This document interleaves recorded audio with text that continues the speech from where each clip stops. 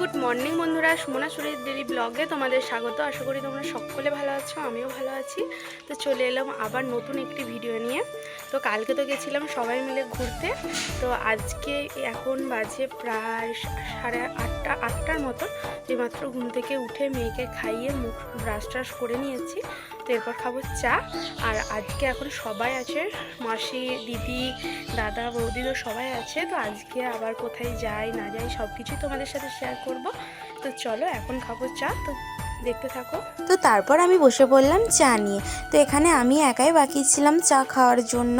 তো তারপরে সবার এদিকে খাওয়া হয়ে গেছিলো, তো আমি একটু লেটে উঠেছি, তো সেই জন্য এদিকে আমি চা খাচ্ছি। আর এইদিকে দেখো আমার মেয়ে ব্রাশ করবার জন্য ব্রাশ নিচ্ছে। তো ওকে কলগেট দেওয়া হয়নি বলে ও রেগে ফেলে দিয়ে চলে গেল।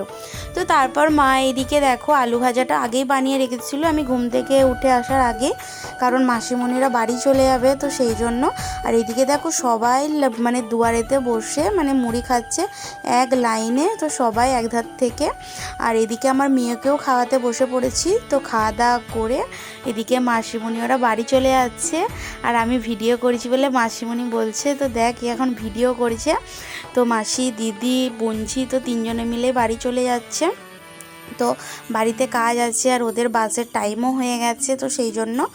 আর আমরাও এদিকে তাড়াতাড়ি করে স্নান টান করে মানে রেডি হয়ে নিয়েছি। তো যাব বোনেদের বাড়ি, তো মুড়ি টুড়ি খেয়ে। আর এদিকে বোনেদের বাড়ি যাওয়ার জন্য সবাই রেডি হয়ে পড়েছি। এদিকে আমি রেডি হয়ে বেরিয়ে পড়েছি, ওইদিকে বৌদি সবাই মিলে মানে রেডি হচ্ছে। আর ওই দেখো দূরে আমাদের টোটো দাঁড়িয়ে আছে, তো টোটোয় করেই যাব বোনেদের বাড়ি। তো সবাই মিলে বেরিয়ে পড়েছি। তো ফার্স্টে দাদা বসেছে, আর এই সাইডে মাসি আর মা, আর এইদিকে আমি আর বৌদি। তো 7 জনে মিলে বসে চলে যাচ্ছি। আর মাঠের রাস্তাটা দিয়ে যাওয়া যেত, কারণ মাঠের রাস্তাটা প্রচণ্ড খারাপ বলে না আমাদেরকে ঘুরে ঘুরে যেতে হচ্ছে, কারণ আমরা মেন রোডে যাচ্ছি যতটা। তো তখন মানে আমাদের বাড়ি থেকে মাঠের রাস্তায় যেতে যেটা দুবার যাতায়াত হতো, সেটা আমরা একবারে যাচ্ছি, তো অনেকটা ঘুরে ঘুরে। আর ওইদিকে আমার দুটো মানে আমার মেয়ে বোনঝি দুজনেই ঘুমিয়ে গেছে। আর তারপর বোনঝি গেছিলো মাঠে, তো ও ঘুমিয়ে ও মানে ওখান থেকে টোটোতে চেপে পড়লো।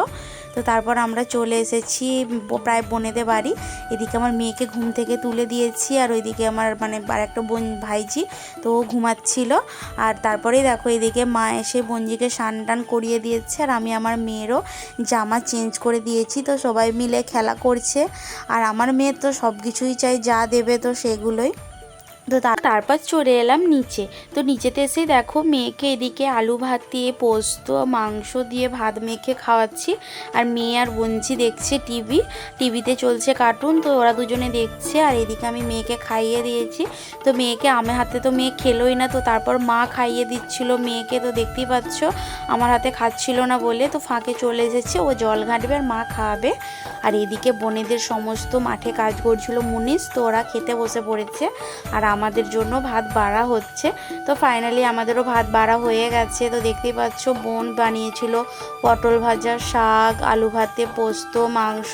তো আমি পটল ভাজা আগেই খেয়ে নিয়েছিলাম। তো তারপরে দেখতেই পাচ্ছ মাংসও দিয়ে দিয়েছে।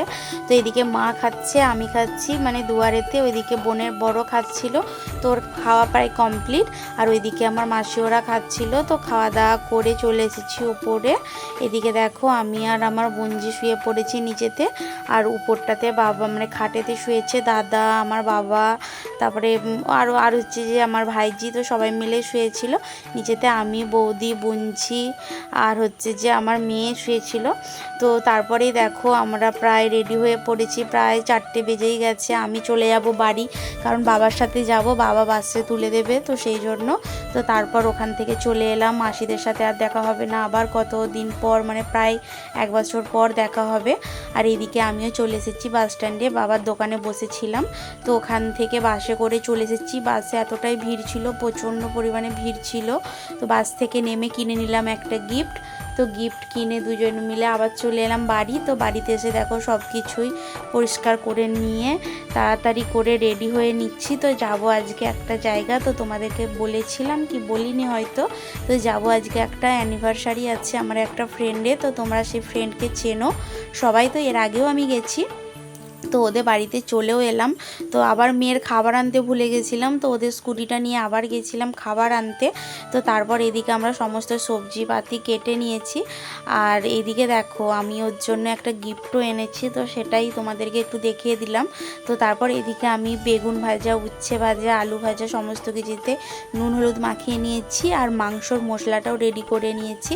তো এদিকে দেখো ফাইনালি আমার ভাজা হয়ে গেছে। আর এইদিকে আমি মাংসর আলুটাকেও ভেজে নিচ্ছি।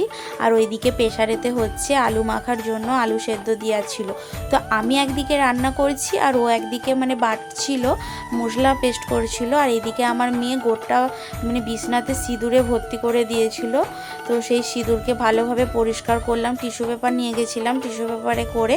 আর এইদিকে তারপরে আমিও বসিয়ে ফেলেছি মানে মাংসটা। আর ওরা ওখানে এখনও পরিষ্কার করছিল আর আমি এইদিকে মাংসটাকে বসিয়ে ফেললাম। তো আমাকে আজকে রান্না করতে বলেছিল, তো মাংস রান্না টান্না করে চলে এসেছি ঘরেতে। আর এদিকে দেখো আমার বড় চলে এসেছে, এদিকে আমার মেয়ে ঘুমিয়ে গেছে। আর এদিকে এরা দেখো দুজনে মিলে ফোন দেখছে। তো ফাইনালি বৃষ্টি চলে এসেছে আমার ফ্রেন্ড, তো তাকে আমি গিফটটা দিয়ে দিলাম তোদের দুজনকে। তো ও সেই জন্যই বলছে গিফট কেন আনতে হবে, তো অ্যানিভার্সারিতে এসেছি গিফট দিতে হবে না। তো এখন সেই গিফটটাকে আনবক্সিং করছে, তো কি আছে তো তোমরাও দেখতে পাবে।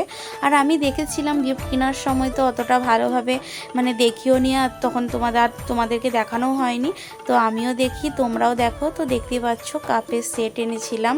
তো কাপের সেটটা খুব সুন্দর হয়েছিল, কালারটাও মানে দারুণ ছিল। তো দেখতেই পাচ্ছ কেমন হয়েছে তোমরাও কমেন্টে জানিও। আর এইদিকে তারপর অনেকটা রাত হচ্ছিল, একটা ফ্রেন্ড আসেনি বলে আমরা চারজনে মিলে খেলছিলাম লুডো।